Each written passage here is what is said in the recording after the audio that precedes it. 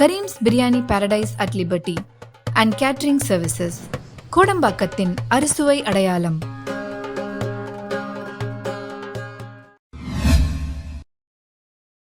வணக்கம். ரோட்டிலிருந்து தொடங்கி பார்லிமெண்ட் வரை இந்த நாட்டு மாணவர்கள் தன்னுடைய எதிர்காலத்திற்காக போராடி வருகிறார்கள், கேள்விகளை கேட்டு வருகிறார்கள். இந்த நாட்டில் நடக்கக்கூடிய பரீட்சைகள் டிரான்ஸ்பரண்டான முறையில் தான் நடக்கிறதா?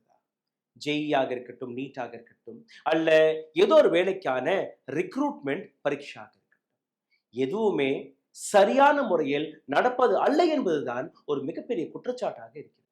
உலகத்தின் மிக கடுமையாக இருக்கக்கூடிய ஒரு பரீட்சை தான் யூனியன் சர்வீஸ் பப்ளிக் கமிஷன் எடுத்து வைக்கக்கூடிய IAS பரீட்சை, IPS பரீட்சை.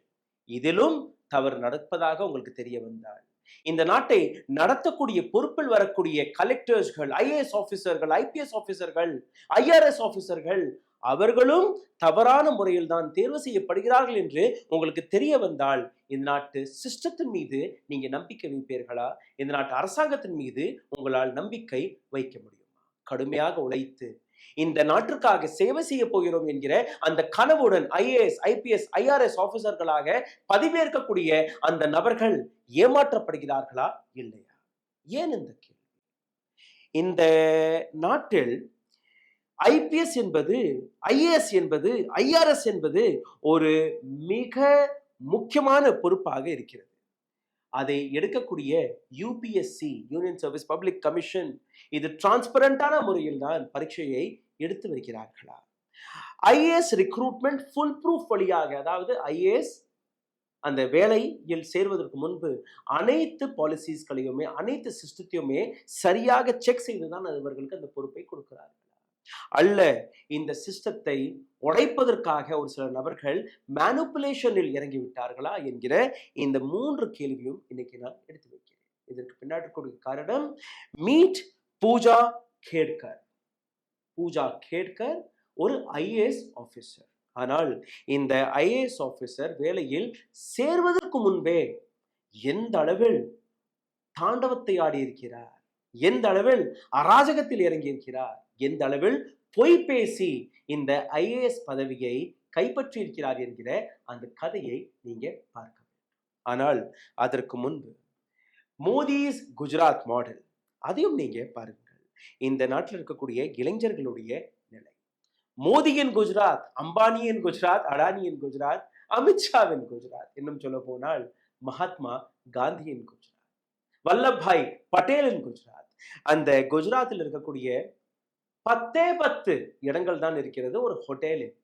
அந்த ஹோட்டலில் கிடைக்கக்கூடிய அந்த 10 வேகன்சிக்காக எந்த அளவில் இந்த நாட்டு இளைஞர்கள், மாணவர்கள் போராடினார்கள் என்று பாருங்கள்.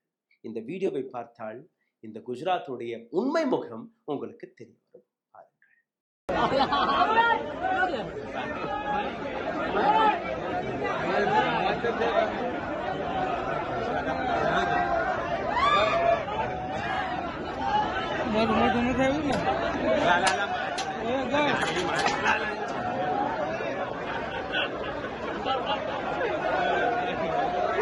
மாணவர்களுடைய நிலை உங்களுக்கு தெரியும். இப்ப UPSCக்கு வந்து விடலாம். இந்த நாட்டில் இருக்கக்கூடிய மிக முக்கியமான பொறுப்பில் வரக்கூடிய IAS ஆபீசர்ஸ் எந்த அளவில் இந்த விஷயம் சீரியஸ் ஆனது என்று நீங்க பார்த்தீர்களா? முதலில் who is பூஜா கேட்கர், இதை நீங்க பார்க்க வேண்டும். why is she in the news? எதற்காக அவரை பற்றி நாம் இன்னைக்கு பேசிக் கொண்டிருக்கிறோம்? understanding UPSC selection process and problem with nepotism. குடும்ப அரசியல் எப்படி இருக்கிறதோ அதே போன்று குடும்ப IAS ஆபீசர்களும் வருகிறார்கள். இதையும் நீங்க புரிந்து கொள்ள வேண்டும். நெப்போட்டிசம் எந்த அளவில் IAS, IPS, IRS போன்ற உயர் பதவிகளிலும் இருக்கிறது, அதை நீங்க பார்க்க வேண்டும்.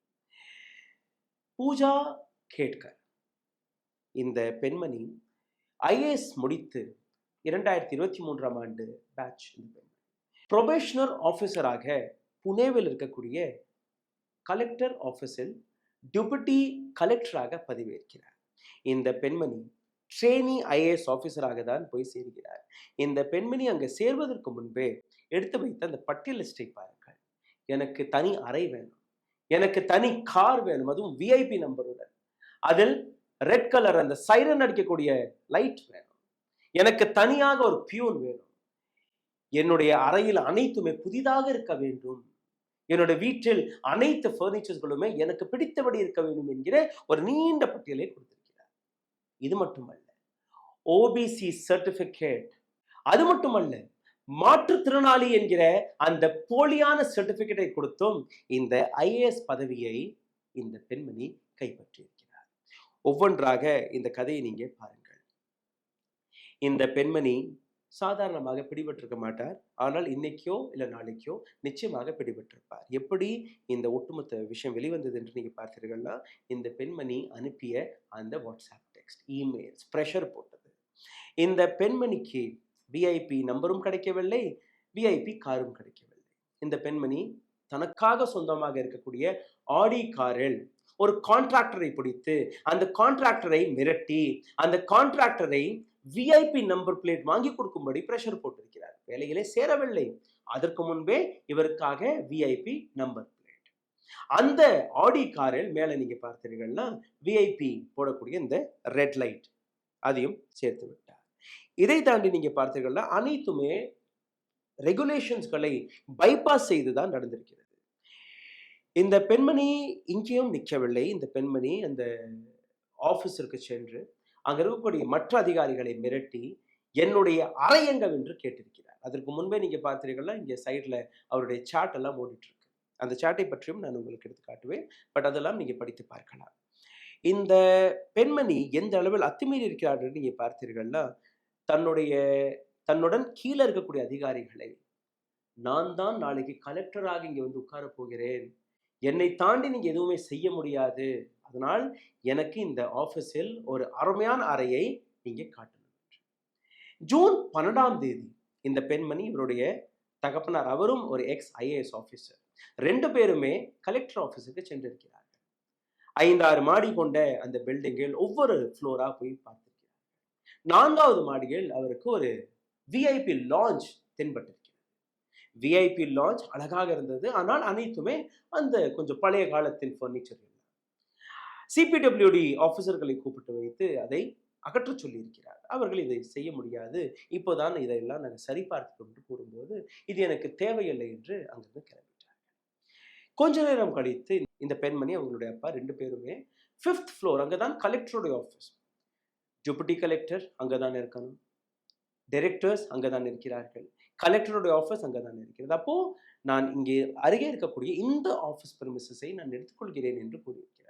அது ஏற்கனவே இன்னொரு உயர் அதிகாரி, இன்னொரு ஐஏஎஸ் ஆஃபீஸருக்கு ஒதுக்கப்பட்ட இடம். அவர் ஏதோ ஒரு அலுவலாக மும்பைக்கு சென்றிருக்கிறார். அவருக்கு தொலைபேசியில் கால் செய்து, இந்த மாதிரி எனக்கு 2-3 நாள் இங்கே உட்கார நீங்க இடம் கொடுங்கள், அதுக்கப்புறம் நான் பார்த்துக்கிறேன். அவரும் சரின்னு கூறிய பின்பு அந்த போனை வைத்த உடனே இந்த பெண்மணி மற்ற அதிகாரிகளை உடனடியாக கூப்பிட்டு வைத்து அனைத்தையுமே, அதாவது அந்த ஆபீசருடைய அனைத்து விஷயங்களையும், அனைத்து பொருட்களையுமே அகற்றக்கூடிய ஒரு ஆர்டரை போட்டிருக்கிறார். இந்த பெண்மணி கூறியதை கேட்டு மற்ற ஆபீசர்கள் அதன்படி செய்திருக்கிறார்கள். இந்த பெண்மணி அங்கேயும் நிற்கவில்லை. எனக்கான ஒரு லெட்டர் ஹெட் வேணும், எனக்கான ஒரு விசிட்டிங் கார்டு வேணும், எனக்கான பேப்பர் வெயிட் வேணும், எனக்கான அந்த தேசிய கொடி வேணும், எனக்கான நேம் பிளேட் வேணும், ராயல் சீல் வேணும், இன்டர்காம் வேணும் என்கிற அந்த லிஸ்ட் போய்க்கினே இருக்கு. இந்த இடத்தில் தான் இவருடைய தகப்பனாரை பற்றியும் நீங்க பார்க்க வேண்டும்.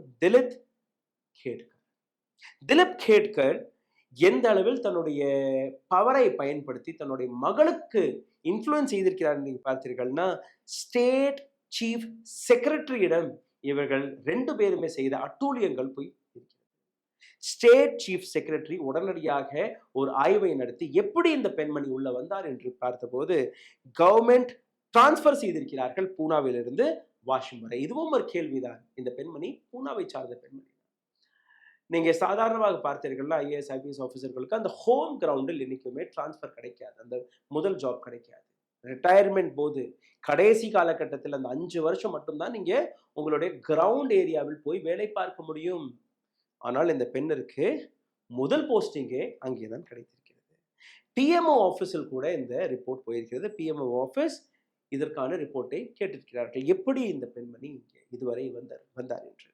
Lal Bahadur Shastri national academy of administration மசூரியில் இருக்கிறது. ஐஏஎஸ் ஆஃபீஸர்கள் ட்ரைனிங் எடுத்துக்கொள்ளக்கூடிய இடம், எப்படி இந்த நாட்டை நடத்தணும் என்று.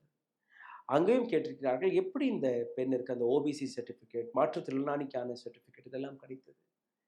இவர் நல்லா இவரால் பார்க்க முடியுமா? பார்வையற்றவரா இல்லையா? ஊனமற்றவரா இல்லையா?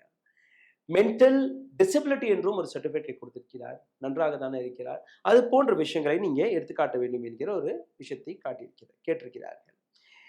இந்த பெண்மணியை பற்றி இன்னும் ஆழமாக விசாரித்த போது எங்களுக்கு தெரிய வந்த இன்னொரு சில விஷயங்கள். Chief secretary Sujatha sonic, according to sources, Mantralaya Kendra barged into Sonic's cabin. அந்த இன்னொரு அதிகாரி அவருடைய கேபின்குள்ள இவர் புகுந்து எந்த விதமான ப்ரீ அப்பாயின்மெண்ட்டும் எடுத்துக்கொள்ளாமல் ஆங்காங்கே எங்க பார்த்தாலும் ஒரு அத்துமீறல், தன்னுடைய அகங்காரத்தை எடுத்து காட்டுவதுதான் இந்த பெண்ணுடைய இவருடைய தகப்பன் அவருடைய வேலையாக இருந்திருக்கிறது. 2-3 நிமிடம் தான் இந்த வீடியோவை தொடங்கி ஆயிருக்கும். இப்போவே நீங்க குழம்பி இருப்பீர்கள். ஆனால் இதற்கு மேல் தான் குழப்பமே துவங்குகிறது. எப்படின்னு நீங்க பாருங்க. இவருடைய தகப்பனாருடைய இன்ஃப்ளூயன்ஸை வைத்து, இவருடைய தகப்பனார் மட்டுமல்ல, இவருடைய அம்மாவுடைய அப்பா, மெட்டர்னல் கிராண்ட்ஃபாதர், அவரும் ஒரு ஐஏஎஸ் ஆஃபீஸராக இருந்திருக்கிறார். இந்த பெண்ணிற்கு எப்படி இந்த ஓபிசி வழியாக ஐஏஎஸ் பொறுப்பு கிடைத்தது என்று நீங்க பார்க்க வேண்டும். அது ஒரு மிகப்பெரிய கேள்வி. எப்படி ஓபிசி ரிசர்வேஷன் உங்களுக்கு கிடைத்தது என்று கேட்கும்போது, கிரீமி லேயர்ல இருந்து வரக்கூடிய நபர்களுக்கு யாருக்குமே கிடையாது. அதாவது கிரீமி லேயர் என்றால் உங்களுடைய குடும்பத்துடைய வருமானம் 8 லட்சத்திற்கு குறைவாக இருந்தால் மட்டும்தான் உங்களுக்கு அந்த ஓபிசி ரிசர்வேஷன் கிடைக்கும். ஆனால் இந்த பெண்ணிடம் இருக்கக்கூடிய சொத்துக்களை கொஞ்சம் பாருங்கள். 40 கோடி ரூபாய்க்கும் மேல அக்கவுண்டட் சொத்துக்கள், அதாவது இவர்களே எஃபிடபிட்டாக, இவருடைய தகப்பனார் எஃபிடபிட்டாக எலெக்ஷனும் போது எடுத்துக்காட்டிய அந்த சொத்து மதிப்பு மட்டும் 40 கோடி ரூபாய். ஆனால் இதற்கும் மேல இருக்கலாம். 821வது ரேங்க் யூபிஎஸ்சி செலெக்ஷனில் 821வது ரேங்க். ஒட்டுமொத்த இந்தியாவில் 522 ஐஏஎஸ் ஆஃபீஸர்களை தான் ஒரு வருடத்திற்கு தேர்வு செய்வார்கள். ஆனால் குறுக்கு வழியில் தவறான சர்டிபிகேட்ஸ்களை கொடுத்து, தவறான இடத்தை பிடித்து இந்த பெண்மணி எந்த அளவில் அதிகாரத்தில் போய் அமர்ந்து விட்டார் என்று நீங்க பாருங்கள். இந்த பெண்ணிடம் இருக்கக்கூடிய சொத்துக்கள் 110 ஏக்கர் அக்ரிகல்ச்சர் நிலம் இருக்கிறது இந்த பெண்ணுடைய குடும்பத்திடம். 6 பிளாட்ஸ் இருக்கிறது, 7 பிளாட் இருக்கிறது, 1 கிலோ தங்கம் இருக்கிறது.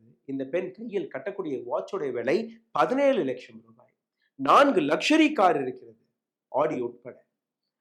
இந்த பெண்மணிக்கு ஓபிசி ரிசர்வேஷன் தேவையா? அதையும் விட்டு விடுங்கள். இந்த பெண்ணுடைய இன்வெஸ்ட்மெண்ட் பிரைவேட் கம்பெனிகளில் பார்ட்னர்ஷிப்பாக இருக்கிறது. இந்த பெண்ணுடைய பர்சனல் அசெட் மட்டுமே, இந்த பெண்ணிற்காகவே தனியாக ஒதுக்கப்பட்ட அந்த அசெட்ஸ் மட்டுமே 17 இருந்து 20 கோடி ரூபாய். ஆனால் OBC reservation. Making money is not a crime. பணம் சம்பாதிப்பது தவறு கிடையாது. ஆனால் எந்த வழியில் நீங்க சம்பாதிக்கிறீர்கள், எப்படி சம்பாதிக்கிறீர்கள், அதுதான் நீங்க கேள்வி. எப்படி இந்த பெண்ணிடம் 20 கோடி ரூபாய் வந்தது? 20 கோடி ரூபாய் நீங்க வைத்திருந்தால் எப்படி நீங்க போய் ஓபிசி கேட்டகரியில் நிற்பீர்கள் என்கிற இந்த விஷயம். இது மட்டுமல்ல, இந்த பெண்மணி கொடுத்த சர்டிபிகேட், டிசபிலிட்டி சர்டிபிகேட், எனக்கு பார்வை சரியாக தெரியாது, என்னால் இயங்கவே முடியாது என்கிற இந்த சர்டிபிகேட்டை கொடுத்திருக்கிறார். ஓபிசி சர்டிபிகேட் ஒன்று, இந்த சர்டிபிகேட் ஒன்று. இந்த விஷயத்தை ஏன் நாம் சீரியஸாக எடுத்துக்கொள்ள வேண்டும் என்றால், இதே வழியில் எத்தனையோ ஆபீசர்கள் இதற்கு முன்பும் போயிருப்பார்களா இல்லையா? இந்த வழி இன்னைக்கு நேற்று துவக்கப்பட்டதா, இல்லை இது போன்ற அதிகாரத்தில் இருக்கக்கூடிய குடும்பங்கள் இதே வழியில் தன்னுடைய குழந்தைகளை ஐஏஎஸ் ஆக, ஐபிஎஸ் ஆக மாற்றி வருகிறார்களா என்கிற இந்த கேள்வி. OBC and under visual impaired category எப்படி இந்த பெண்மணிக்கு கிடைத்தது? மென்டல் இல்னஸ் சர்டிபிகேட்டும் கொடுத்திருக்கிறார் யூபிஎஸ்சியில். இந்த பெண்ணை நீங்க பார்த்தீர்கள், அந்த வீடியோவெல்லாம் நாங்கள் போட்டு காட்டுறதுக்கான காரணம் அதுதான். சாதாரணமாக நன்றாக இருக்கக்கூடிய ஒரு பெண்மணி, ஹெல்தியாக இருக்கக்கூடிய பெண்மணி, எந்த விதமான பார்வை பிரச்சனை கிடையாது, மென்டல் ஹெல்த் நல்லா தான் இருக்கு, எந்த விதமான பிரச்சனையும் இல்லாத இந்த பெண்மணிக்கு எப்படி இந்த விஷயங்கள் இந்த அளவில் கிடைத்தது என்பதுதான். Maharashtra IAS officer Dr. Pooja Khedkar accuses of using fake certificate for selection. இவர் மீது இருக்கக்கூடிய குற்றச்சாட்டே தனக்கு ஐஏஎஸ் செலெக்ஷனில் இடம் கிடைக்க வேண்டும் என்பதற்காக இவர் சப்மிட் செய்த ஃபேக் சர்டிஃபிகேட்ஸ் தான். இது மட்டுமல்ல, யூபிஎஸ்சியில் பிளைண்ட் கேட்டகரியில் நீங்கள் சேர்வதாக இருந்தால் அதற்கான ஒரு சில மெடிக்கல் ஃபார்மாலிட்டிஸ் எல்லாம் இருக்குது. அந்த மெடிக்கல் ஃபார்மாலிட்டிஸ் எப்படி இருக்கும்னா, அரசு மருத்துவமனையில் உங்களை செக் செய்வார்கள். உண்மையிலேயே நீங்கள் மாற்றுத்திறனாளியா, உண்மையிலேயே உங்களுக்கு பார்வை தெரியாதா, இது போன்ற விஷயங்களை நேரில் பார்ப்பார்கள். இதற்காக எய்ம்ஸ் டெல்லியில் இவருக்கு ஒரு அப்பாயின்மெண்ட் கொடுக்கப்பட்டது. அதாவது நீங்க செலக்ஷன் உங்களுக்கு நடந்துருச்சு. பட் உங்களுடைய சர்டிஃபிகேட் சரியா இல்லையா, உங்களுடைய உடலில் எந்த விதமான பிரச்சனைகள் இருப்பது நாங்க பார்க்கணும் என்று. ஏப்ரல் 22, 2022ஆம் ஆண்டு எய்ம்ஸில் முதல் அப்பாயின்மெண்ட் கிடைத்தது மெடிக்கல் டெஸ்டிற்காக. எனக்கு கொரோனா இருக்கு, என்னால் வர முடியாது என்று கூறிவிட்டது இந்த பெண்மணி. 26ஆம் தேதி மே மாதம் 2022ஆம் ஆண்டு மீண்டும் ஒரு முறை அடுத்த அப்பாயின்மெண்ட் கிடைத்தது. இந்த முறையும் என்னால் வர முடியாது, கொரோனா இருப்பதாக கூறிவிட்டார். சாதாரணமாக நீங்க பார்த்தீர்கள்னா ஐஏஎஸ் பொறுப்பில் நீங்க பதவியேற்பதற்கு முன்பு 2 முறை தான் இந்த மாதிரியான மெடிக்கல் டெஸ்ட் கூப்பிடுவார்கள், அதற்கு மேல கூப்பிட மாட்டார்கள். அப்படி நீங்க போகவில்லை என்றால் உங்களுடைய பதவி கையை விட்டு போய்விடும். இன்னொரு அடுத்த நபருக்கு அந்த வேலை கொடுத்து விடுவார்கள், உங்களுக்கு அந்த பெர்மிஷனே கிடைக்காது. ஆனால் இந்த இடத்தில் அடுத்த நாள் 27ஆம் தேதி 2022ஆம் ஆண்டு இன்னொரு இதுவெல்லாம் எய்ம்ஸ்ல நடக்குது. இது சப்தர்ஜங் ஹாஸ்பிட்டலில் இதற்கான அடுத்த அப்பாயின்மெண்ட் கொடுத்திருக்கிறார்கள். இல்ல இந்த முறையும் என்னால் வர முடியாது என்று கூறியிருக்கிறது. ஜூலை 1ஆம் தேதி இந்த முறையும் இவர் போகவில்லை. ஆகஸ்ட் 26ஆம் தேதி போகவில்லை. செப்டம்பர் 2ஆம் தேதி 2022ஆம் ஆண்டு இந்த முறையும் பூஜா போகவில்லை. 6 முறை அழைக்கப்பட்டதற்கு பின்பு கூட இந்த பெண்மணி அங்க போகாததற்கான காரணம் என்ன? அதை தாண்டி நீங்க பார்த்தீர்கள்னா இங்கதான் இந்த பெண்மணி அடுத்த வேலையை பார்க்கிறது. ஒரு தனியார் ஹாஸ்பிட்டலில் போய் தனக்கான ஒரு போலியான சர்டிபிகேட்டை ரெடி செய்து அதை யூபிஎஸ்சிக்கு அனுப்பிவிடுகிறது. கேட் யாரெல்லாம் கேட் என்கிற ஆர்கனைசேஷன் தான் இந்த அனைத்து ஃபார்மாலிட்டிஸ்களுமே பார்த்து வருவார்கள். அவர்கள் அந்த பேப்பரை பார்த்த உடனேயே இது பிரைவேட் ஹாஸ்பிட்டலுக்கான சர்டிபிகேட், இதை நாங்கள் ஏற்றுக்கொள்ள முடியாது என்று கூறிய பின்பு இந்த பெண்மணியுடைய ஐஏஎஸ் அந்த பதவி கேன்சல் செய்யப்படுகிறது. 4-5 நாட்களுக்கு பின்பு எந்த பேப்பரை அவர்கள் ரிஜெக்ட் செய்தார்களோ அதே பேப்பர் சரியாக இருப்பதாக எடுத்துக்கொண்டு இந்த பெண்மணிக்கு பூனாவில் போஸ்டிங்கையும் போட்டு கொடுத்து விட்டார்கள். அப்போ இதற்கு பின்னாடி இருக்கக்கூடிய நெப்போ இன்ஃப்ளூயன்ஸ் எப்படி இருக்கிறது அதை உங்களால் புரிந்து கொள்ள முடியுமா? எப்படி குடும்ப அரசியலோ அதே போன்று குடும்ப ஐஏஎஸ் எப்படி வேலை பார்க்கிறார்கள் அது உங்களுக்கு புரிந்திருக்கும் என்று நம்புகிறேன்.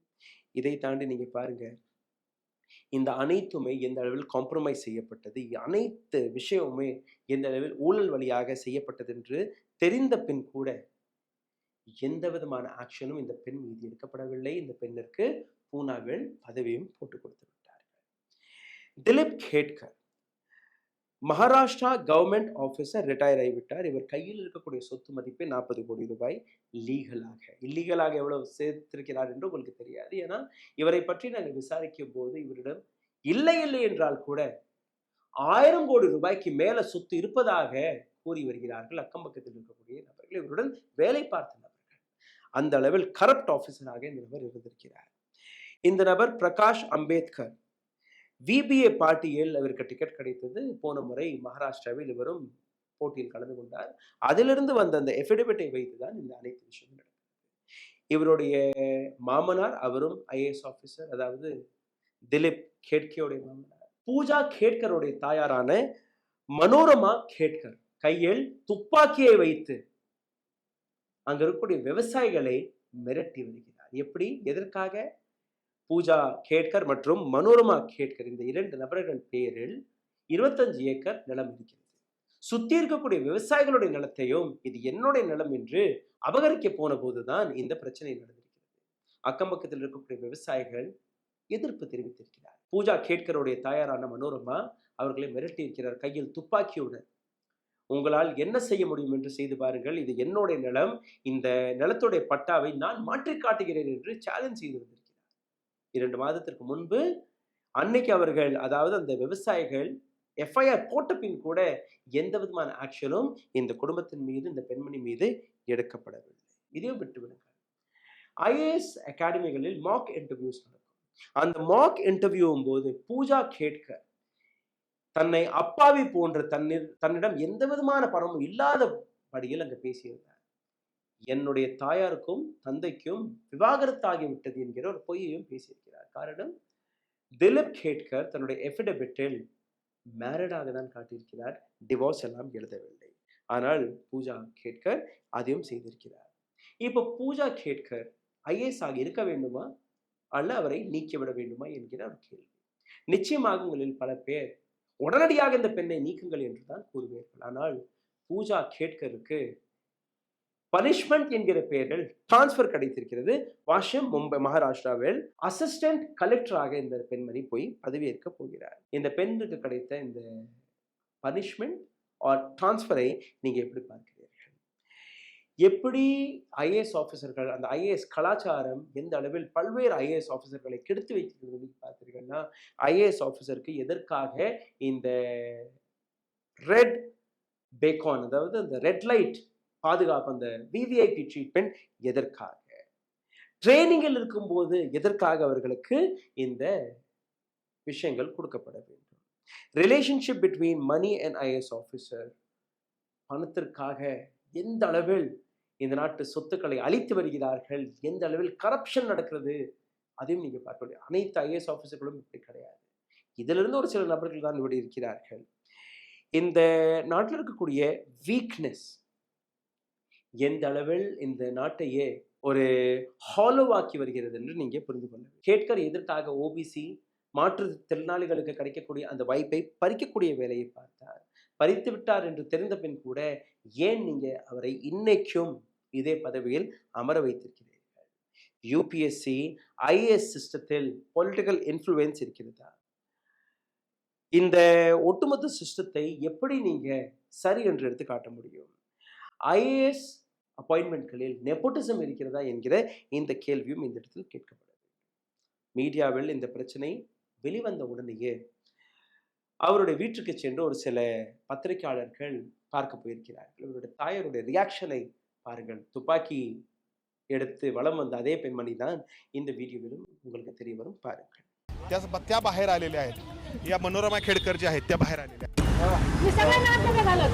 ப்ரொபேஷனரி ஆஃபீஸர் அடுத்த 2 வருடத்திற்கு ஐஏஎஸ் ட்ரெயினிங்கில் தான் இருப்பார் ஒழிய அவருக்கு எந்த விதமான சலுகையும் கிடைக்காது. ஆனால் இந்த பெண்மணி ரெட் லைட் வேணும், எனக்கு தனி ஆஃபீஸ் வேணும், எனக்கு டிரைவர் வேணும், எனக்கு பியூன் வேணும், எனக்கு அது வேணும், எனக்கு இது வேணும் என்று கேட்பதே சரியா தவறு?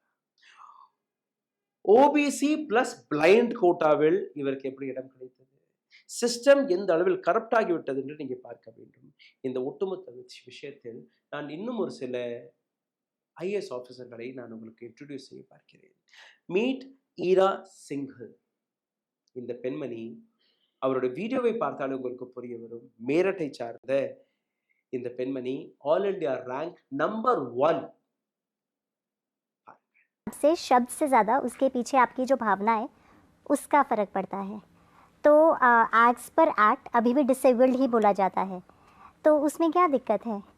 देखिए, हमें ये समझना ज़रूरी है कि एक जगह आप डिसेबल्ड हो, बट उसका मतलब ये नहीं कि आप कंप्लीटली डिसेबल्ड हो दुनिया में पार्टिसिपेट करने के लिए. तो मेरा ये मानना है शब्द से ज़्यादा उसके पीछे जो इंटेंट है वो मैटर करती है. கழுத்துக்கு கீழே இருக்கக்கூடிய உடம்பு, அதை பார்த்தாலே உங்களுக்கு புரிந்திருக்கும். இந்த மாதிரியான ஆஃபீஸர்கள் எவ்வளோ கஷ்டப்பட்டு எந்த அளவில் உலகத்தை சேலஞ்ச் செய்து என்னுடைய மூளை மட்டும் எனக்கு போதும், வேற எதுவுமே எனக்கு தேவையில்லை என்று ஆல் இந்தியா ரேங்க் नंबर 1 அந்த ரேங்கை வைத்தவர் அந்த பதவியேற்றிருக்கிறார். எந்த விதமான சர்டிபிகேட்டையும் வைக்கவில்லை. நோ மாற்றுத்திறனாளி, no OBC, no SC, no ST, nothing. General கேட்டகரியில் இவர் சேலஞ்ச் செய்து அந்த இடத்தில் உட்கார்ந்திருக்கிறார். அடுத்த நபரை பாருங்கள். சூரஜ் திவாரி. ஒரு ஆக்சிடென்ட்டில் இவருடைய 2 காலுமே போய்விட்டது.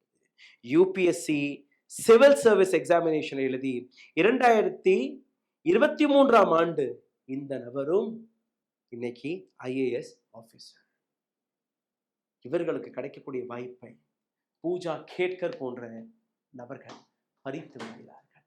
இந்த வீடியோ உங்களுக்கு பிடித்திருந்தால் தயவு செய்து இதை பகிருங்கள். உங்களுடைய கருத்துக்களை கீழே கமெண்ட் பாக்ஸில் எழுதுங்கள். எங்கள் சேனல் இது போன்ற பல்வேறு டீட்டெயில்டான இன்ஃபர்மேஷனை உங்களுக்கு கொண்டு வருகிறது. எங்களுடைய வீடியோக்கள் உங்களுக்கு பிடித்திருந்தால், எங்களுடைய பணி உங்களுக்கு பிடித்திருந்தால் கீழே எழுதியிருக்கக்கூடிய யூபிஐ ஐடியில் உங்களுடைய ஆதரவை தெரிவிக்கலாம். நன்றி, வணக்கம். ஊடகம் கார்ப்பரேட் அரசியல்வாதிகளின் கைப்பாவையாக அடிமைகளாக இருந்தது போதும், இனி சாட்டை எடுத்து சுழற்றும் நேரம் வந்துவிட்டது. ஊடகம் பொதுமக்களாகிய உங்களுக்காக உங்களாலேயே இயக்கப்பட வேண்டும். ஊடக சுதந்திரத்திற்காக உங்களின் பங்களிப்பை இன்றே அளித்திடுங்கள்.